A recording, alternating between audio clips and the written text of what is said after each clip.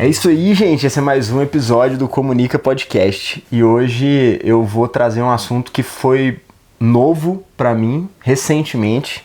E eu espero que também, se for um assunto novo para vocês, eu espero que vocês conheçam, porque eu acho que é importante. Diz respeito sobre a gente entender um pouco mais sobre o que as pessoas são e como as pessoas são dentro do mundo que elas estão, né? E que eu acho que isso é algo importante para a gente conseguir entender o outro e respeitar o outro de qualquer forma. E por isso eu tô aqui hoje com o Bruno. O Bruno vai conversar com a gente sobre uma experiência muito bacana. O Bruno, ele é psicólogo e ele faz parte hoje do ambulatório Translação, que é um ambulatório trans específico aqui da nossa cidade. Ele é um ambulatório que cuida de uma parcela específica daquela sigla compridona, que muita gente não sabe o que significa. Sim, né? sim. E aí é sobre isso que a gente vai conversar hoje. Não sobre essa especificidade que ele ajuda a cuidar, mas para falar um pouco de modo geral sobre esse pessoal que muita gente não entende o que é, como é que funciona, e eu acho que é muito importante a gente conhecer e entender as coisas pra gente conseguir até mesmo respeitar as pessoas. Sim, certeza. Então, por favor, se apresenta pra galera aí, Bruno. Explica por que você tá aqui. Obrigado, Gui. Gente, olá, tudo bem? Meu nome é Bruno, eu sou psicólogo, como o Gui trouxe, sou professor, sou psicanalista em formação. Não sou de Poços de Caldas, né? Então vim parar meio que de paraquedas aqui para estudar psicologia e cá estamos, né? Nunca mais saímos daqui e hoje eu trabalho com gênero, né? De alguma maneira, e trabalho com, como você disse, com uma parcela específica aí da sigla LGBTQIAPN+. E a gente, inclusive, falar disso também, né? Acho que é legal. Essa questão da sigla, né? Das letras e que história que é essa? Que aumenta, que diminui? O que significa? Vai pondo letra toda hora? Justamente. Será que é importante mesmo? Precisa mesmo? Fala, não fala, né? Fala, tá certo? fala. Sim, sim. Então, acho que também a gente não tem a pretensão de esgotar o assunto aqui, né? Porque a gente vai falar de alguma maneira de como ser no mundo, né? Então, identidade de gênero, orientação sexual, enfim, essas questões que são abordadas pela sexualidade humana, elas são muito amplas, né? Pra gente pensar apenas em um minuto, né? Em algum momento num recorte do dia. Então, é importante, legal. Então, eu agradeço, obrigado, Ju, Gui, tamo junto. Show de bola, bom demais. Ô Bruno, o que você acha da gente começar então? Porque você já até chegou a falar isso agora na hora que você estava se apresentando. Você falou sobre gênero, né? Que você trabalha com gênero, de fato, né? No ambulatório você trabalha com uma fatia que representa identidade de gênero. E a gente tem uma distinção que as pessoas não entendem muito entre identidade de gênero e orientação sexual. As pessoas muitas vezes confundem todos esses conceitos ou acham que é tudo a mesma coisa. Explica mais ou menos pra gente o que isso significa de fato. Tá. Acho é importante a gente começar, Gui, pensando que esses dois aspectos da vida humana, eles não são importantes somente para o grupo das pessoas, dos cidadãos como um todo, né? Então a população civil, vamos pensar assim. Isso é muito importante para, inclusive, as pessoas, os profissionais que trabalham com gente, né? Com certeza. Então vamos pensar aqui no meu recorte específico, que eu trabalho na Secretaria de Saúde. Então, é importante para quem trabalha com gente na saúde saber o que é orientação sexual, o que é identidade de gênero? Sim. Aliás, é essencial, né? Então, a gente inclusive tem políticas nacionais que dão conta de fazer esse alerta, né?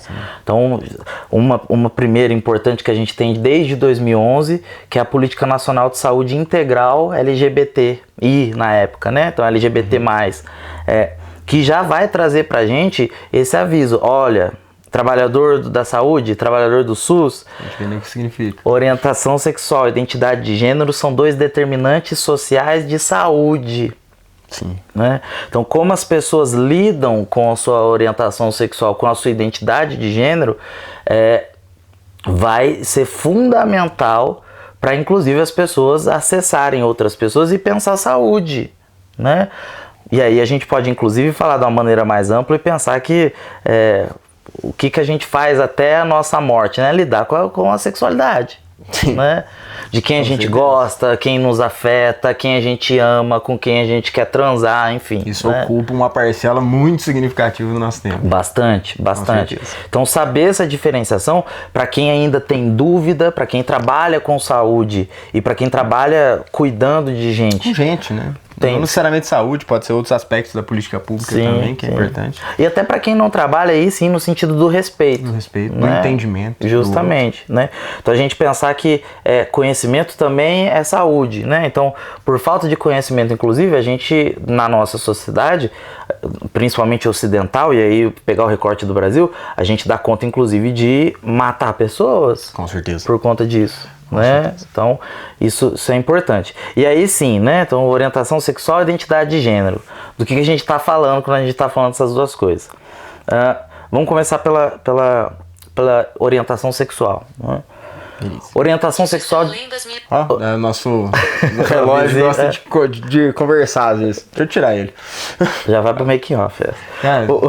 Nem tem making off, não tem corte. Vai pra ela, entendeu? E aí, quando a gente vai falar de orientação sexual, para ficar fácil, né, ou menos dolorido de pensar, a gente está falando de quem nos afeta. Como nós somos afetados pelo outro no mundo. E é importante a gente ter uma separação em 3 perninhas aí, né? Como as pessoas nos afetam afetivamente, como as pessoas nos afetam romanticamente, como as pessoas nos afetam sexualmente.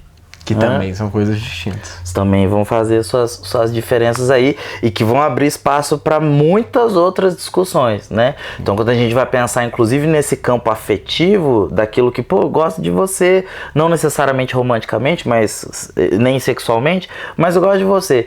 E isso vai abrir espaço para uma discussão, inclusive, sobre como a gente constitui, na nossa sociedade, o machismo, por exemplo. Né? Então, que história que é essa de que no estádio de futebol, quando o Corinthians e o Palmeiras tá jogando, aí nós dois corintianos, a gente se emociona, dá beijo no rosto, Gui, eu te amo, cara, que não sei o que, saiu do estádio, dali... pô, Bruno, eu te amo também, que isso, Guilherme, tá doido, cara? Não, mas ali você falou, não, mas ali pode, percebe? Então, o que a gente fecha pra gente nesse sentido. Então, quando a gente está falando de orientação sexual, a gente está falando para quem o nosso pescoço vira na rua. Boa. Né? Então, tá andando, gostei, bonitinho, enfim, né? Então, diz respeito à orientação sexual, né? Então, as pessoas costumam confundir muito e dizer opção sexual, né? Sim. O sentido da palavra orientação é esse da bússola. Sim. Né? Pô, tá apontando, bateu. Pra onde orienta a sua sexualidade. Tá ali, né? Então, orientação sexual diz respeito a esse afeto. Show. Com o outro, né?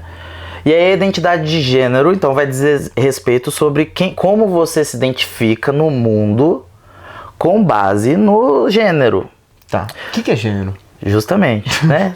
Essa é uma boa pergunta também. Eu gosto muito, Gui, de uma reflexão, uma leitura que, entre outras, tantas pessoas fazem, né? Fizeram, né? Então, pra gente citar aqui a Hayley F. Safiotti, uma importante escritora brasileira, a Ioan Scott, que foi pensar isso lá na década de 80, 90, enfim. Mas tem uma socióloga australiana, uma mulher trans, aliás, muito interessante, se chama Raewyn Connell, né? E ela vai escrever um livro junto com outra escritora chamada Rebecca Pearce, e elas vão pensar, o livro se chama Gênero, né? Gênero, uma perspectiva global. E elas vão pensar o gênero enquanto uma categoria social de classificação. Então a gente usa o gênero para classificar coisas, né? Então, sua calça é de um gênero do jeans. Minha calça é do gênero, sei lá, do cetim, enfim, por aí vai, né? Demonstrando meus conhecimentos de moda, tá quase nulos, né? A gente faz isso com N coisas. Aliás, nós seres humanos temos inclusive essa condição, claro, né? De colocar coisa na caixinha, tem que ser, né? Senão pra gente não faz sentido, né? Isso nos separa, inclusive, dos animais, né? E a gente faz isso também com os corpos, né? Sempre fez. né? Então, a categoria masculino e feminino. Então, essa sua calça é uma calça masculina.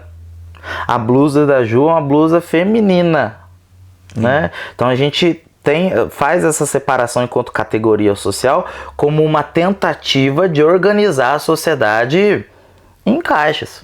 Tá? Então, a gente dizer isso não necessariamente precisa soar como algo negativo. Mas o que a gente tem dado conta de fazer, e é importante fazer, é problematizar. Sim. Então, para dar um exemplo disso, a Raven Connell vai trazer, né? Qual é o problema, um dos problemas de a gente categorizar as pessoas em apenas 2 gêneros. Masculino, feminino, homens e mulheres, né? Quando você encontra uma pessoa que faz intersecção, por exemplo, no seu comportamento, no seu modo de ser, no seu modo de falar, no seu modo de se relacionar, então uma mulher, tá lá na categoria feminino, mulher, né? Que inclusive o que se espera de alguém que seja mulher, né? Na nossa sociedade ocidental, muito provavelmente é aquela que vai ter cabelo longo, que vai sentar de perninha cruzada, de que vai gostar de homens, né? Uma mulher que nessa categoria, apresentada a essa categoria, se atrai por outras mulheres, né? Muito provavelmente ela vai ser questionada sobre isso. Sim. De uma maneira, inclusive, até ser empurrada na parede, né? Então, é a história do... É a história do como assim. Tá. E aí? Mas o que aconteceu? Né? Então, isso é muito comum a gente escutar, né? Das pessoas, pô, tá, mas é uma menina, uma mulher lésbica. Nossa, mas o que será que aconteceu? Não aconteceu nada, gente. Ela gosta de outra mina. Não aconteceu nada. E aí? Né? E por aí vai. Então, a gente separa as pessoas, assim, classificatoriamente, né? No que a gente chama de gênero, né? Atribui qualidades a isso, né? E a grande questão e aquilo que escapa a essa categorização? Como é que isso funciona? É o quê? É doença? Né? Patologia? Algum distúrbio comportamental? Enfim. E a gente, pelo menos, medicamente, psicologicamente, até muito pouco tempo atrás, inclusive, a gente sempre tratou como algo patológico. Então, a partir disso, o que eu quero dizer com identidade de gênero? Como eu me reconheço no mundo com base nessas classificações. Então, assim, né, nesse caso a gente estaria falando assim, a identidade de gênero é como você se apresenta para as pessoas dentro do mundo, ou como você se enxerga dentro do mundo, né, com as pessoas, mas sem necessariamente estar vinculada a um órgão genital específico. Justamente. E aí isso também é importante. Não é uma exclusão da percepção sobre o órgão genital.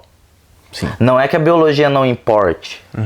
Até porque, de alguma maneira, a gente vai fazer essa construção identitária a partir da diferença sexual, pra gente trazer para um campo mais psicológico, mais da psique. Né? É a partir disso. Quando você tá lá com seus 4, 5 anos, e aí você vai notar essa diferença, pô, um tem pipi, o outro não, e aí? O que tem pipi pode fazer isso, o que não tem pode fazer aquilo. Como é que é esse negócio? São esses primeiros indícios de quando você está lidando com essa diferença sexual, né? A partir disso, a gente vai começar a edificar como a gente se porta, se reconhece no mundo. Então veja, tem a ver com o órgão genital? Também. Né? Tem a ver com como a gente se apresenta ao mundo? Tem a ver como eu me reconheço? Tem. Então é multifacetado, né? Mas sim, identidade de gênero é sobre como eu me reconheço no mundo, né? Como eu me apresento, como eu percebo isso, ou como eu não me apresento, enfim. Né? Show. Então, assim, pra gente tentar trazer isso, porque de fato, assim, eu acho que pra maioria das pessoas que nunca tiveram contato com esse tipo de conceito, eu acho que é um conceito que de fato não é um conceito fácil de entender.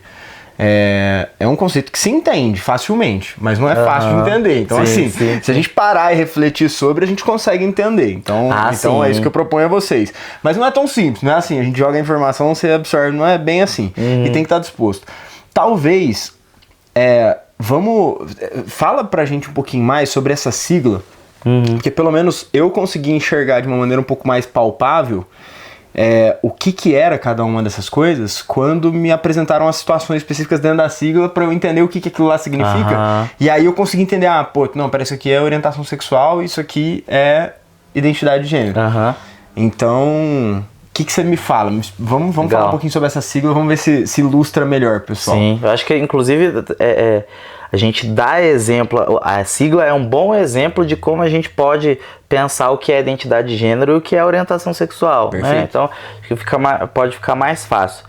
Vamos por ela então, né? Então, primeiro, é importante a gente refletir sobre o porquê dessa sigla, né? Então, quando a gente pensa uma sigla, né? Um conjunto de letras que tem bastante coisa que significa. Sim. Que tem um significado, né? Então a gente tem bastante coisa sendo dita em um compilado de letras. Isso é uma sigla, né? Até aqui sabido. Até aqui. Né? Eu não fiz letras, nem o Bruno, mas até aqui tá tudo aqui. Sabido. Mas pra quê? Justamente. Então assim, o que a gente percebe é que a construção da sigla, né? Então desde os primeiros movimentos, né? E os movimentos dos gays lá na década de 70, 80, e isso vindo para o Brasil, enfim, quando a gente pensa quando a gente refletir sobre GLS, depois LGBT, LGBTQI, LGBTQIAPN+, né?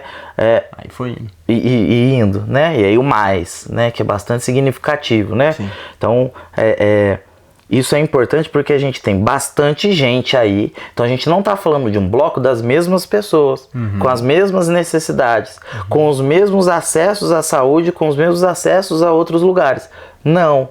É por isso que é importante a gente discutir a sigla, né? Porque cada um tem a sua especificidade. Para pensar a singularidade. Perfeito. Né? Então vamos pensar cada um, né? De modo geral. Então, letra L, né? Que são as lésbicas. Então, quem são as lésbicas? As lésbicas, né? Essencialmente mulheres, certo, que se relacionam, né? Que são atraídas afetivo, romântica, sexualmente, né? Por outras mulheres. Então lembra lá, eu tô falando aqui de atração, de afeto. Sim. Então eu tô falando de orientação sexual. Perfeito. Tá? Então, quando eu estou dizendo de mulheres lésbicas, estou falando daquelas mulheres que se sentem atraídas por outras mulheres. Ponto. Perfeito. Aí você pode me perguntar assim, pô, Bruno, mas tá. E aí, uma mulher trans? Então, eu ia até fazer esse paralelo antes, gente. Eu acho que faltou um negócio aqui pra gente falar, talvez elucide uma coisa aqui. Tem duas palavras que provavelmente o Bruno vai usar aqui muito e que eu acho que talvez seja legal da gente explicar para eles antes da gente passar. Que seria isso, trans e cis. Sim. E alguma coisa que é heteroafetiva ou homoafetiva, que aí também é um outro conceito que também é importante porque talvez você possa ser que você use. O que isso significa? Vamos lá. Vamos pensar primeiro nessa parte da orientação, que quando a gente chegar na parte das identidades de gênero, a gente fala sobre quem é cis e quem não é cis. Perfeito. Que história que é essa, né? São conceitos de quando a gente vai pensar a sexualidade humana, né? Então você... pessoas que se atraem por outras pessoas de alguma maneira, né? São as pessoas que a gente costuma dizer que são alossexuais, né? Então você tem algum aspecto aí de um elo afetivo, romântico, sexual e fugiu agora. Romântico, afetivo e sexual, né? Isso. Com outras pessoas. Então pessoas que se afetam de alguma maneira, né? E aí a gente tem as pessoas, inclusive, assexuais, né? Que aí a gente vai chegar nelas também. Mas enfim, e aí com as pessoas alossexuais a gente pensa, né, naquelas que podem ter atrações heteroafetivas e homoafetivas, né? Então o que são as atrações heteroafetivas? Hétero, daquilo que é do oposto, né?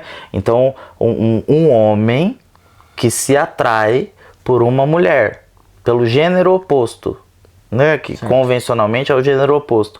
Então a gente está falando de uma atração heteroafetiva, né? Então, um cara que se atrai por outro cara, né, pelo mesmo gênero. A gente está falando de uma atração homoafetiva, semelhante, né? Então isso é importante para a gente pensar. Então quando a gente está falando das lésbicas, a gente está falando de atrações homoafetivas. Show. Assim como a letra G, que vai vir em seguida, que são os gays. Então, quem são os gays? Os homens que se atraem por outros homens. Show. Então, são relações homoafetivas. Show. Então, L lésbicas, G gays. Então, mulheres se atraem por mulheres, homens que se atraem por homens. Sim. E aí, gente, é importante isso porque quando a gente está falando da sigla, a gente está falando de pessoas que não se relacionam com o próprio corpo ou com outras pessoas da maneira mais convencional com a qual a gente costuma lidar no dia a dia. Sim. E que por muito tempo e até hoje as pessoas costumam atribuir um caráter de normalidade, né? E que não se trata disso. Porque isso não se trata de anormalidade. Justamente, Perfeito. justamente, né? Então, LG, B, né? Então, B são as pessoas bissexuais. Pessoas que normalmente se sentem atraídas por mais de um gênero. Geralmente, a gente tem, inclusive, importante a gente pensar que a gente tem dentro de cada letra seus próprios manifestos, seus próprios movimentos sociais. Então a gente tem N manifestos da bissexualidade, inclusive, né? Explicando, reeditando do que se trata a bissexualidade. Pô, bissexualidade é a mesma coisa que a pansexualidade? Não. Mas é fácil de ser confundida. Mas e aí, como é que faz? Né? Então, inclusive indico, né, a leitura desses manifestos para a gente pensar isso. Então, as pessoas bissexuais são aquelas que se atraem essencialmente por mais de um gênero. Por homens e mulheres, por travestis e mulheres trans, por travestis e homens trans, enfim. Né? Então, pessoas que geralmente não se relacionam de uma maneira monossexual. Essa palavrinha também é bastante importante, né? As monossexualidades, né? Me relaciono com você. É tipo assim, gosto de homem, gosto de mulher, gosto de uma coisa específica. E o contrário... o contrário, as bissexualidades, pansexualidades. Sim, a gente vai chegar na especificidade depois. E aí, LGB, vamos dar uma puladinha aqui no T, no Q, no I e vamos chegar ali no A, pra gente continuar na orientação sexual. Então, lembra lá, lésbicas, os gays, os bissexuais. A gente tá falando ainda de pessoas sobre orientação sexual, tá?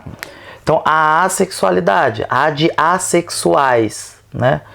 São pessoas para quem o sexo, né, e aí a relação sexual, ela é essencialmente desimportante. Então, pessoas... mas então a pessoa não transa? Não. Não é isso. Não é isso. Tá, a pessoa sexual, nossa, uma pessoa que não transa, né? Não necessariamente, né? Então, pode ser que sim, pode. Então, são pessoas para quem a atração sexual, ela se dá de uma maneira... Ela não está posta de uma maneira total ou parcial, né? Então vamos dar um exemplo aqui interessante, que é o exemplo da demissexualidade. Pô, quero transar com você, mas porque eu estabeleci um vínculo muito interessante com você, a gente tá conversando faz tempo, tô gostando de você, a gente deu um beijo aqui, foi legal, tal, então estou interessado por você, e aí rola. E aí só um paralelo, demissexualidade vocês não tem D na sigla. Então, ou seja, isso é um indício de que além da sigla, gente, o mais ali significa que tem vários outros tipos, mais especificamente mais de 60. Mais de 60 tipos de orientação sexual / identidade de gênero que são descritos já hoje na literatura, né? Sim. E por quê? Na verdade, tem até, eu acho que o Saco fala isso, né? Que tem 8 bilhões de pessoas no mundo, então, ou seja, tem 8 bilhões de formas diferentes de você exercer a sexualidade, porque cada um tem uma forma de expressar isso, né? E a única coisa que até para um sentido de criar políticas públicas foi feito, e criar esses movimentos sociais também, que partiram em grande parte desse público também, foi agrupar grupos que têm uma quantidade maior de pessoas que se expressam daquela maneira, né, para poder se organizar e defender os seus direitos, né, e, enfim, né, buscar aquilo, né. Sim.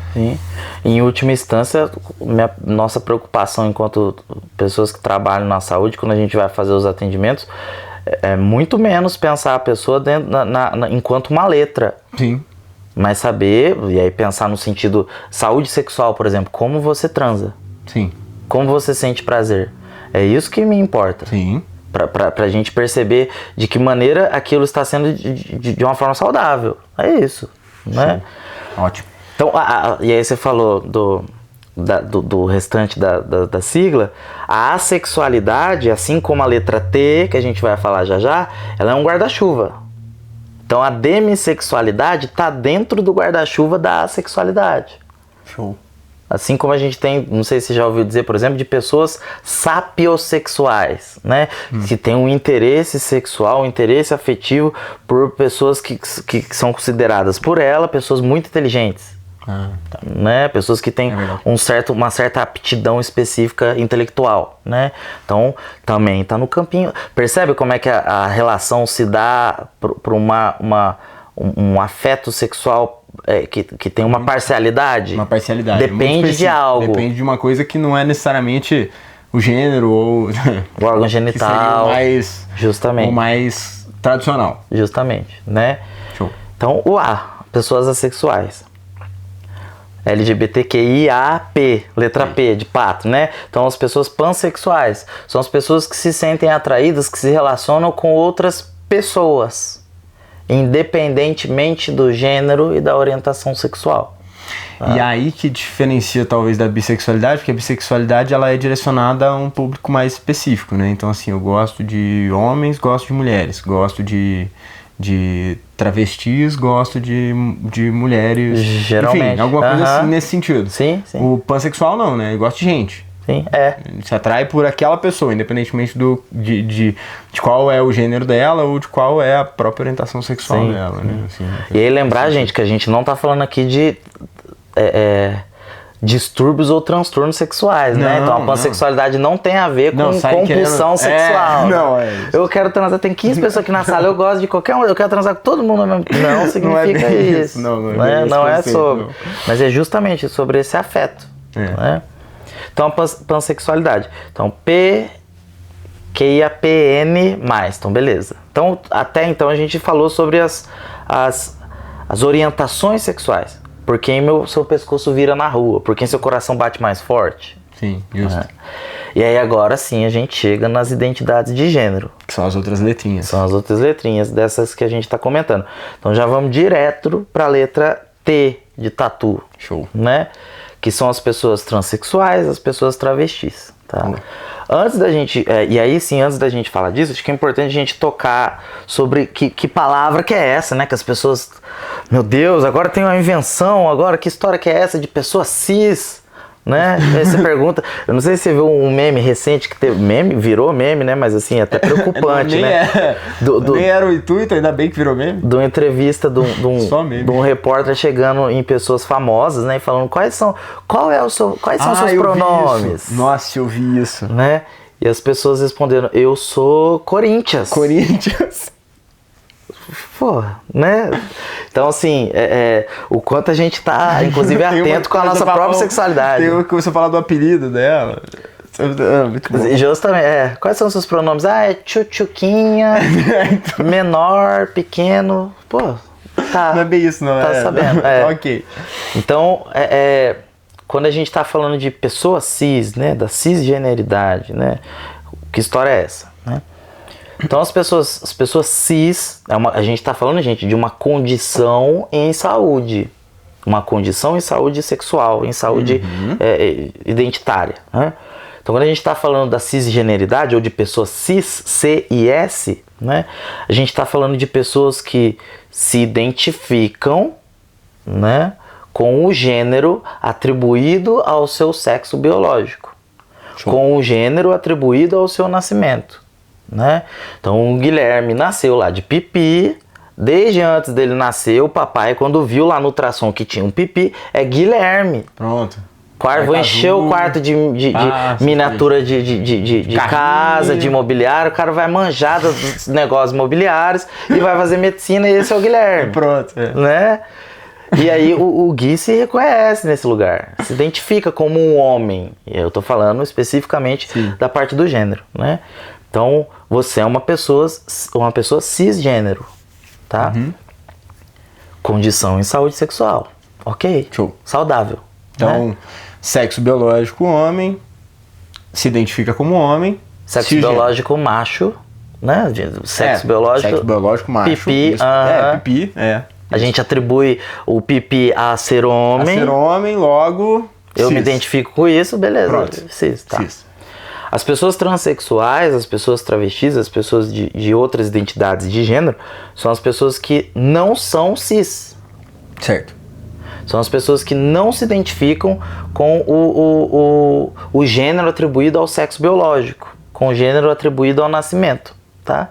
Então, veja bem, se a gente está dizendo que a cisgeneridade é uma condição em saúde sexual saudável, a transexualidade é uma condição em saúde sexual saudável.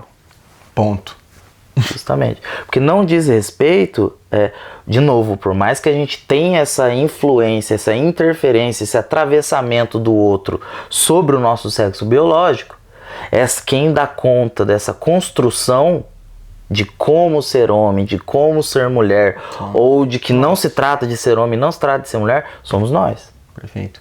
E aí a gente só trata disso não por uma questão de um distúrbio ou de uma patologia. A gente só trata disso porque as pessoas cis e as pessoas trans, elas têm necessidades específicas. É mais essa necessidade, né? Sim. Porque fora isso... Sim. A gente sempre dá lá no ambulatório um exemplo, o Sá, aliás, um abraço pro Sá, né? Nosso assistente social, parceiraço, maravilhoso. O Sá sempre dá esse exemplo de que, inclusive, os procedimentos de afirmação de gênero para pensar modificações corporais, né, modificações somáticas, eles não são procedimentos exclusivos de pessoas trans. Olha o boom que a gente tem, por exemplo, de harmonização facial. Sim. Que os homens, inclusive, têm feito muito. Muito. Boom de botox. Sim. Prótese de silicone peniana do bumbum, dos caras, das meninas, cis. Né? Então, isso não diz respeito somente às pessoas transexuais. Uma diferença que existe, que hoje é reconhecida pelo Ministério da Saúde, pelo SUS como um todo, é a de que, na maioria dos casos, geralmente pessoas cis que fazem esses procedimentos, de algum modo, estético, né? Então, é no corpo, e que tem esse intuito, inclusive estético, para estar mais bonito, para estar com o corpo com um queixo mais de homem, né? Não é assim que as pessoas geralmente... De reforço de uma identidade. Nossa, meu nariz muito grosso, não sei se é um nariz de mulher, preciso mexer, quero um nariz de mulher, mais feminino, né? Então, tem esse caráter mais estético. Hoje, a gente tem essa reflexão já convencional de que quando se trata de pessoas trans, com a possibilidade de haver inclusive um sofrimento em função dessa incongruência, sim, de como se identifica e qual corpo possui, né? Então olha como é que tem esse atravessamento social ainda, sim, né? Essas mudanças, elas não são tratadas como estéticas. É aquilo que a gente chama de necessidade médica, sim, né? Eu tenho um problema com esse termo, né? Não sou muito fã dele, não, né? Necessidade médica. Até porque, veja bem, né? Nem toda pessoa transgênero tem essa necessidade, ou se sente... necessidade é a palavra, né? Não se sente com necessidade de ter nenhum tipo de transformação. Perfeitamente. Não, eu sou homem porque eu sou homem, acabou, ponto.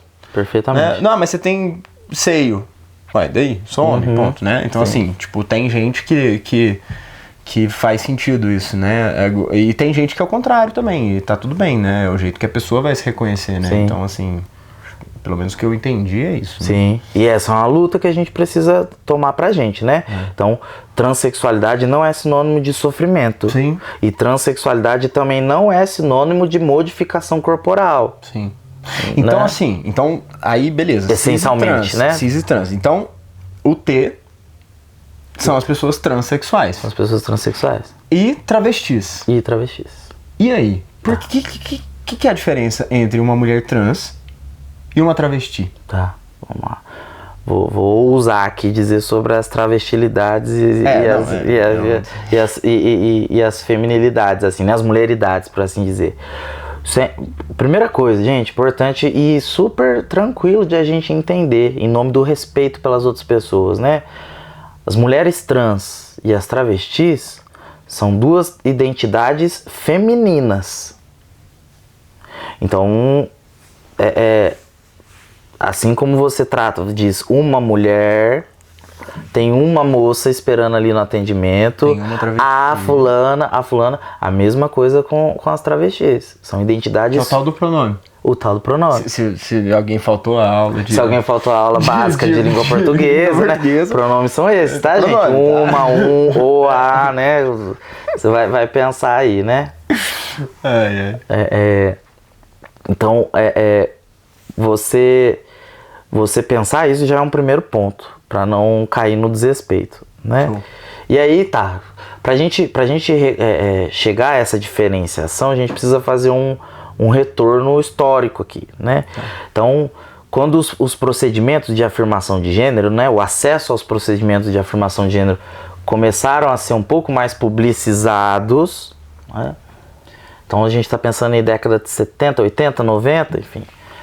Quem eram as mulheres trans? Né? As mulheres trans eram aquelas mulheres que davam conta de acessar esses procedimentos, né, com um crivo socioeconômico importante. Altíssimo, sim, na época. Então, vamos aqui... Você tinha que ir para fora do país, inclusive, não tinha nem no Brasil. Justamente. Vamos aqui deixar um abraço a Roberta Close. Louco, hein? Roberta Close, maravilhosa, uma mulher perfeita, linda, tal. Fez os seus procedimentos aqui, ali, deu tudo certo. Ok, Roberta Close, atriz famosa, conhecida, né?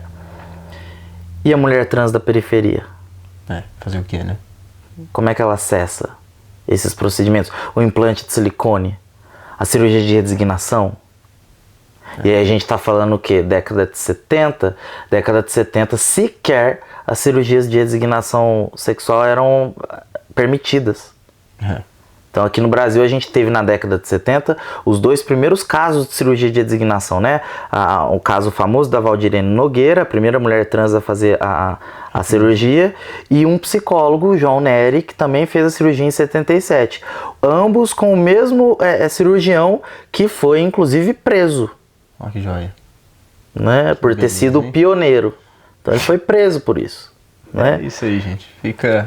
Duas cirurgias, inclusive, que deram certo. Tanto da Valdirene quanto do João Neri. Né? Ambos agradeceram o médico. Que bom, cara, que você aceitou fazer isso. Né?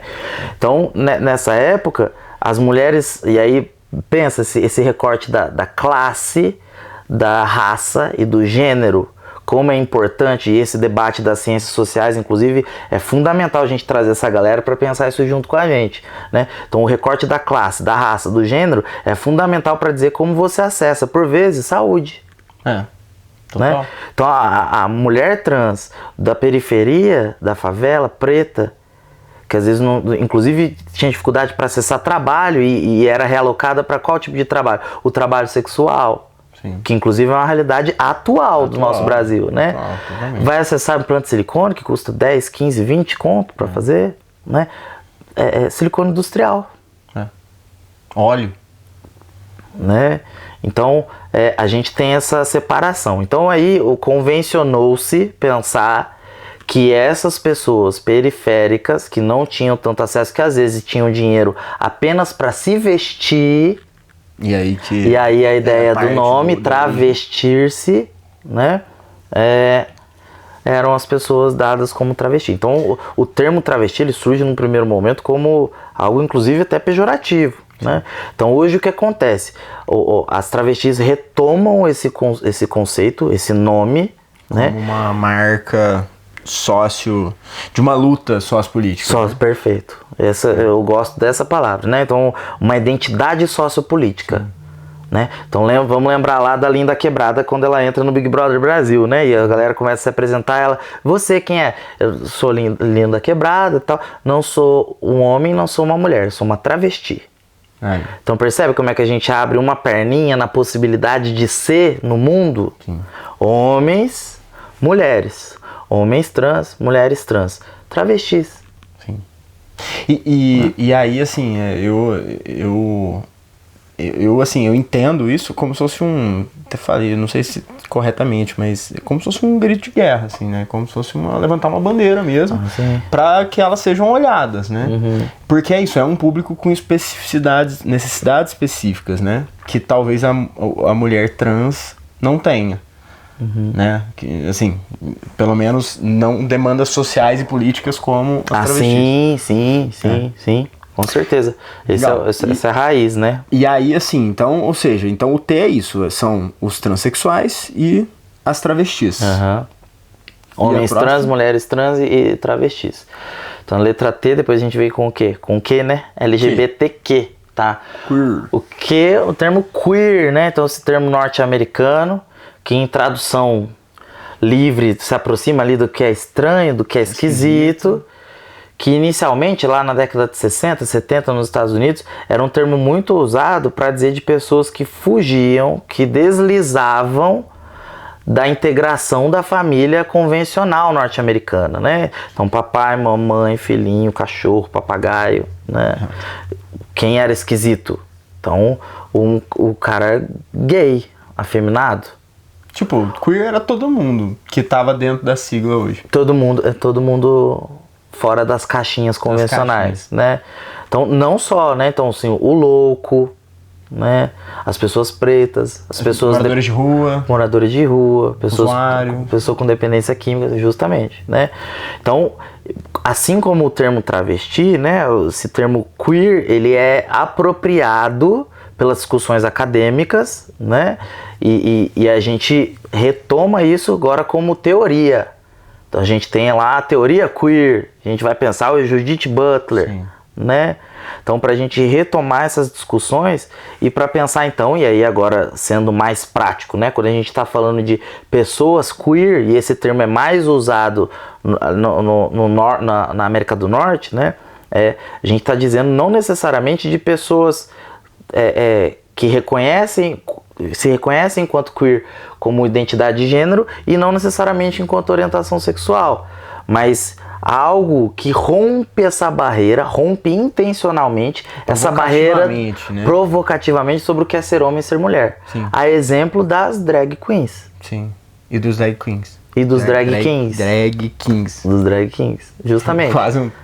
Então esse rompimento provocativo dessa barreira, mas é homem ou é mulher? Sim. Né? Então eu chego aqui hoje para gravar o podcast com o Guilherme e aí eu tô de vestido de unha pintada com aquilo que dizem que é uma barba que eu tenho, e aí Vamos pensar, assim, o Sá, por exemplo. O Sá pode, o Sá tem barba de verdade. A barba, respeito mesmo. Com unha pintada, vestido. Tá, mas é homem, é mulher? O que é isso? Né? E eu fiz isso propositalmente, né? Então, são pessoas que rompem essa barreira de uma maneira provocativa. Esses são os queers. As pessoas queer, né? Então a gente usa o queer, inclusive, para qualificar situações, né? Pessoas em determinadas situações. Nossa, o Gui hoje ele veio pra festa todo bem queer, né? Queer. Que legal, tal, né? Show. Letra Q. Depois a gente tem o I. O I são as pessoas intersexo, né? Então, quando a gente fala de pessoas intersexo, a gente está falando de uma condição essencialmente biológica. Que era o que antigamente era chamado de hermafrodita. De hermafrodita, tá. Justamente. Então, a gente tem tem algum tipo de malformação genital que faz com que fique essa intersexo, né? Sim. Acho que você tem até um pouco mais de propriedade do que eu para falar medicamente, né? Mas eu prefiro pensar a palavra variabilidade. Alguma variabilidade biológica. Sim. Né? Então, assim... É que não necessariamente vai ser ligado ao órgão genital. Obviamente, que a gente pensa, né? Justamente. Não é tipo um pênis, uma vagina, então a pessoa tem... né, aquela... pode estar ligado a outras coisas que identificam o gênero, né? Sim. Então, seio, essas coisas também, né? E aí, de novo, gente, a gente está falando de condições biológicas, né? A gente não está dizendo de condições patológicas, né? Então, existem pessoas endossexo, que são pessoas que têm um aparato sexual, né, daquilo que convencionalmente se espera de alguém que nasça com um órgão genital masculino. Sim. Né, do que a gente chama de masculino. E aí tá lá, tem o testículo, o pênis, enfim, e aí por aí vai. Pessoas endossexo. Então as pessoas intersexo são as pessoas que não são endossexo. Tá. Entendi. Que apresenta uma variabilidade nessa constituição. Show. Tá? Arrisquei aqui, hein? Me perdoa. Os médicos que me perdoem. Não, eu também não sei de nada. Eu tô descobrindo coisas agora, gente. Já sei de alguma coisa porque já tive aula com o Bruno sobre, mas não absorvi tudo. E aí, então, são as pessoas intersexo. Pô, Bruno, tá, mas aí orientação sexual ou identidade de gênero? Não, nenhum dos dois necessariamente. Tá. Isso aí a gente vai ver singularmente com cada pessoa, como é que ela lida com a maneira de ser intersexo, tá? Show. Então, IAPN, N de navio, né?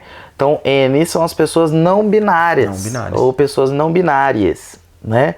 Então, quem são as pessoas não binárias? São as pessoas que não se reconhecem, né? Parcial ou totalmente, né? De uma maneira enquanto expressão de si ou enquanto identidade de gênero, e vamos pensar aqui especificamente identidade de gênero, que não se reconhecem nesse espectro masculino-feminino, não se reconhecem como homens nem mulheres. E é aí que a gente entra naquela coisa que também é um pouco polêmica atualmente, que é a questão do pronome neutro. Da linguagem neutra, justamente, né? Pô, Bruno, mas aí, tá, Gui, pode ser a Gui, pode ser o Gui, não pode? Pode. Guiomar, né? O Guilherme, enfim. Gui, a Gui. Tá, mas aí é homem ou mulher? O que eu falo? Se a pessoa se diz não binária, é uma pessoa não binária. Sim. Inclusive a ponto de ser registrado em cartório, né? No registro civil. E aí tem gente não binária que usa pronome masculino, tem gente não binária que usa pronome feminino, tem gente não binária que tanto faz. Justamente. E tem gente não binária que prefere pronome neutro. Pronome neutro. Então também é uma coisa que não existe uma regra. Sim, sim. E aí as pessoas piram, né? Aí pronto, aí, nossa senhora. Meu Deus, e agora? Mas e aí, o que eu falo? Eu não sei, tá? Parece uma pessoa, não sei o que ela é, eu vou falar o quê? É melhor falar o feminino ou o masculino? Pergunta. Perguntar. Perguntar não ofende. Pergunta, né? Supor ofende. Mas perguntar não. Justamente. O perguntar não ofende, o que ofende é pressupor, né? Então, pergunte, né? As pessoas dizem disso, né? E além do mais, né? Essa pergunta que você faz diz respeito a que tipo de interesse? Sim. É curiosidade. Claro. A pessoa tá lá na dela, você atravessa o restaurante pra ir na mesa. Aqui, você é delo? Gente, não é laboratório, não é zoológico, é vida. É visitação, né? É gente como você. Então, ninguém chega na sua mesa, no bar, no restaurante, para perguntar se você é ela, ele. Então, não faça isso com as pessoas, por curiosidade, né? Não é legal, não é respeitoso. Tipo, se você precisa... É igual quando a gente tá na área da saúde também, qualquer pergunta de conotação sobre a orientação sexual da pessoa, ela tem que ter um motivo investigativo semiológico, né? Sim. Se não tiver, se for especulativo, não faz sentido também. Sim. É porque pra gente, a maioria das vezes tem, né? Mesmo, de fato, porque tem uma relevância. Por conta disso, né? Como você faz sexo? Essa pergunta é importante pra gente. Mas é isso, é sempre com um objetivo, né? Não é tipo, tô curioso. Não é. Sim. Inclusive, Gui, uma coisa que é importante a gente retomar na discussão da linguagem neutra, né? É importante a gente, inclusive, questionar essa terminologia, né? Linguagem neutra e repensá-la, né? Porque quando você diz de linguagem neutra, a gente tem convencionalmente o arroba e o x, né? Então trazer aqui para conversa os pedagogos, os psicopedagogos, as pessoas que vão ensinar as pessoas a ler, né? Enfim, e para as pessoas que têm alguns tipos que necessitam de algo mais inclusivo. Então eu prefiro o termo linguagem inclusiva, porque a exemplo, né? A gente vai pensar então uma linguagem que inclua as pessoas, né? Sendo da sigla ou não. Então quando você pega lá, por exemplo, você escreve o todes com x ou o todes com arroba, você vai necessariamente imprimir uma dificuldade para pessoas com deficiência visual ou pessoas que têm algum grau de dislexia, por exemplo, importante. Né? Então a leitura do X no meio de uma palavra, daquilo que convencionalmente eu aprendi de outro jeito, não sei se é tão inclusivo. É diferente do elo, do ele, do dele. Beleza. Tem uma letra compreensível, né? Então, há muitas discussões, inclusive, sobre essa terminologia. E é isso, né? É uma coisa que parece ser também um pouco mais próxima do que os outros pronomes, né? Então, tipo, assim, não sei exatamente qual é o objetivo, mas acho que talvez é isso. É um pronome que e isso faça com que talvez haja menos distinção, né? Haja menos segregação, né? Mesmo assim, até mesmo linguística, né? Sim, sim. Eu tive noção, a gente teve notícia de um caso uma vez, e a importância das letras, né? Nossa, um tempo, né? A gente ouviu dizer desse caso, né? De uma pessoa que chega no dispositivo de saúde de referência dela e muito preocupada diz, olha, eu não... E traz para a pessoa que a atende, dizendo sobre o quanto para ela é incômodo transar. E aí é uma pessoa, uma mulher casada né, com filhos, né, casada com filhos, que pratica o sexo, né, mas ela dizendo o quanto isso é incômodo e o quanto ela não gosta. Né? Então, quando a gente vai falar da assexualidade, olha a importância da letra na sigla. Né? Quando a gente vai falar da sexualidade, é muito comum a gente escutar das pessoas as perguntas de que, olha, mas a sexualidade então não tem a ver com alguma disfunção? Alguma falta de libido? Não, distúrbio, né? Né? Do que se trata, né? Então lembra sempre, gente, a sexualidade tem que ver com o exercício da sexualidade também, né? Então essa mulher, quando ela percebe, né? E é isso construído com o profissional, né? Quando ela percebe que, olha, eu não gosto de fazer sexo, não é assim que eu quero continuar estabelecendo a relação de afeto que eu tenho, inclusive romântica, com o meu companheiro. O sexo para mim é muito, não quero. Até ela perceber isso como algo que também pode ser saudável, que não é um problema, que não é uma doença, né? Tem um percurso aí. E aí a hora que ela olha a sigla e ela olha essa letra, assexual, pessoa que não tem interesse total ou parcial pelo sexo. Peraí. Existe pessoa assim? Eu acho que eu sou assim, né? Então isso abre campo, inclusive, e aí acho que esse é o grande ponto, né, da nossa preocupação psicológica, médica, enfim, de quem trabalha com saúde, abrir campo para a gente poder falar de saúde mental. Sim. Né? De que, olha, eu posso transar assim, ou eu posso não transar assim, ou não transar, e que tá tudo certo. Tá tudo bem. Se tiver tudo bem pra você, beleza, toca a vida. Né? Então a importância das letras, né? Quando alguém pergunta, Bruno, mas LGBTQIAPN+, como é que eu vou lembrar disso? Você não precisa decorar, saber o que significa. Você falar LGBT+, pronto, tá ok, né? E você perceber isso, que eu espero que minimamente com a nossa conversa a gente consiga perceber, que, olha, não é brincadeira, né? São pessoas. E outra, e que não tem nada aqui de uma ordem do patológico. Justamente. Distúrbio, do sei lá, qualquer nome que você quiser dar pra isso. Não dê, porque não tem. Não tem. O que a gente tem é pessoas que vivem e exercem a sua sexualidade ou a sua identidade de gênero de uma maneira que talvez estatisticamente seja menor, mas é isso. Aí eu volto naquele comentário que o Sá falou, né? Que é isso, são 8 bilhões de pessoas no mundo. Então, ou seja, era para ter 8 bilhões de letras nessa sigla, porque é exatamente isso. Cada um tem uma forma de lidar com isso, né?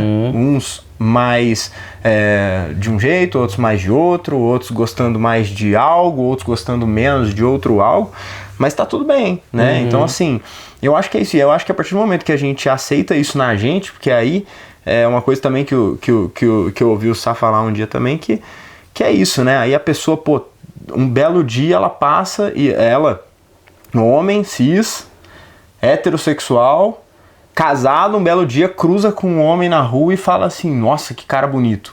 Aí pronto, já perde 5 noites de sono, porque entra numa crise existente.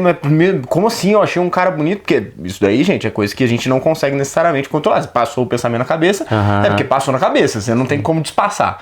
E aí a pessoa, não, mas calma, não significa que você também, que a tua orientação sexual mudou só porque você achou o cara bonito, calma, você resolve. Então assim, a hora que as pessoas começam a aceitar também isso melhor com elas, eu acho que elas aprendem também mais a lidar com o outro, né? Então acho que isso é importante também.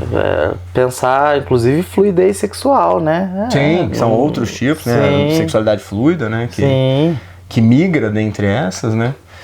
Show de bola. Bruno, muito legal esse papo aqui, eu achei muito fera. Eu acho que assim, é um assunto que muito pouca gente conhece, sabe sobre. Eu mesmo não tinha a menor ideia, até você me ensinar. Então o pouco que eu sei, gente, eu não sei nada. Inclusive é isso, né? Assim, estamos falando aqui, estou eu pelo menos falando aqui sobre uma ordem, uma ótica até mais da saúde, que talvez seja a única ordem que eu consiga ter algum lugar aí de potencial fala. Mas é isso, gente. Lembrar que por mais que a gente talvez não tenha lugar de fala dentro desse público, a gente tem lugar de escuta. E eu acho que isso que é importante, né? Sim. Então o importante é a gente escutar essas pessoas, o importante é a gente entender essas pessoas, o importante é entender que elas são pessoas, como todas as outras pessoas. Então é isso, é o comum, né? É o comum, nada além do comum. E a gente tem um papel importante também nessa caminhada, inclusive dos movimentos sociais, né? A respeito da comunidade LGBT, porque quem reproduz a violência, quem mais mata essas pessoas são as pessoas cis, né? Então, assim, eu sempre digo isso no ambulatório, né? Para os nossos atendidos, para as nossas atendidas. Nosso lugar aqui, meu papel não é de protagonizar a luta, tão pouco protagonizar a história de alguém. Pelo contrário, o ambulatório de translação ele só existe sendo fruto de uma luta das pessoas que frequentam o ambulatório. Perfeito. É isso que faz. Porque, gente, política pública é feita disso, com o pé na porta. Exatamente. Se não existe, vai fazer por quê? Se não tem, não existe, vai fazer para quê? Qual é a necessidade, né? Então, e também pensando desse lugar que nos é essencialmente posto e que faz parte dessa estrutura, né? Eu sou um cara cis, né? Eu não sei falar do lugar de alguém que é transexual, mas eu consigo ser um aliado. Então esse é o meu esforço. Esse é o meu esforço pela escuta. Né? Então o nosso saudoso Celso Patelli dizia, né? Pô, Celso, você que não é uma pessoa trans, por que você está aqui então? Por empatia. Né? E eu sempre fiz esse adendo para ele, né? Por empatia, porque a gente gosta de cuidar de gente. Né? Então quando alguém pergunta para mim, Bruno, você tem um atendimento interessante, né, cara? Você atende pessoas, como é que é? Você atende o quê? Eu atendo gente. Nunca deixei de atender gente. Um problema de gente. Problema de gente. Justamente, né?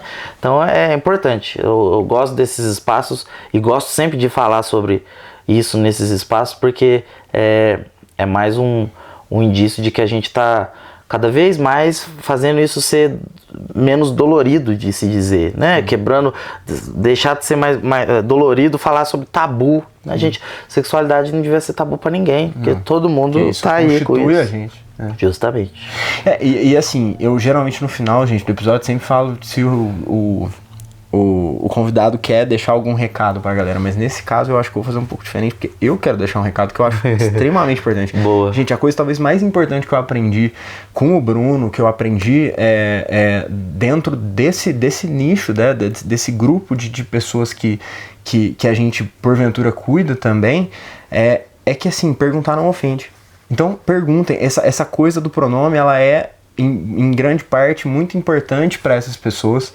E você às vezes pode fazer a pessoa ter um dia muito melhor ou muito pior, dependendo pura e simplesmente de, ao invés de pressupor qualquer coisa, perguntar. Justamente. Então pergunta assim, como é que você quer ser chamado? Como é que você prefere ser chamado?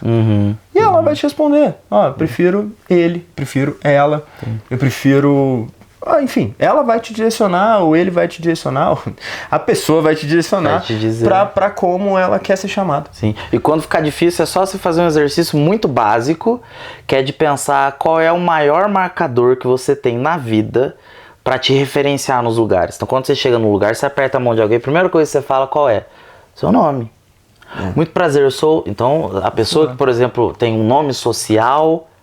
e ela chega para você, apresenta um documento, né? Você que atende pessoas, né? No dia a dia, a pessoa te apresenta um documento com o nome X e ela se apresenta com o nome Y, você pergunta para ela como ela quer ser chamada, assim como você gostaria também que alguém perguntasse para você qual é o seu nome. Perfeito. Gente, isso é básico. É muito básico. E nem é tão difícil. Não é. É isso aí, muito bom. Bruno, muito obrigado por ter vindo, junto, viu? mano. Valeu. Obrigado, Obrigadão. gente. Valeu, até a próxima. Valeu. Tamo junto.